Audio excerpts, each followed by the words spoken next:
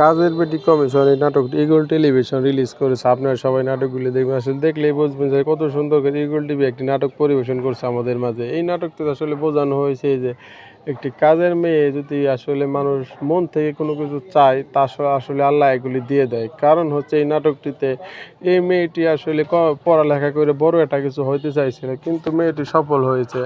আসলে সফল তার এমনি এমনি হওয়া যায় না, অনেক কষ্টের পর সফল হওয়া যায়।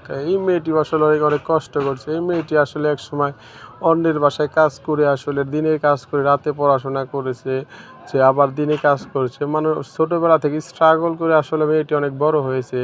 বড় হওয়ার পরে আসলে একসময় কমিশনার হয়। আসলে ছোট ছোট কাজ করতে করতে একসময় মানুষ বড় হয়, এটাই আসলে মানুষের আসল পরিচয়।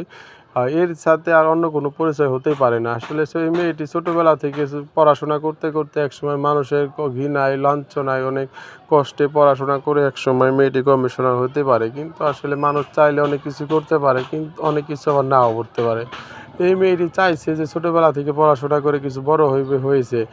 মানুষের কষ্টে কথাবার্তা বলে আসলে একসময় পড়াশোনা করার পরে দেখা গেছে যে লুকায় লুকায় মানুষের অনেক কিছু বলছে, পরীক্ষা দিয়েছে, কিন্তু একসময় দেখে যে মেয়েটা পরীক্ষা দিয়ে সফলতা অর্জন করেছে। তারপরে ইন্টারভিউ দিতে যায় আসলে মেয়েটি একসময় দেখা যায় কমিশনার হয়ে গেছে।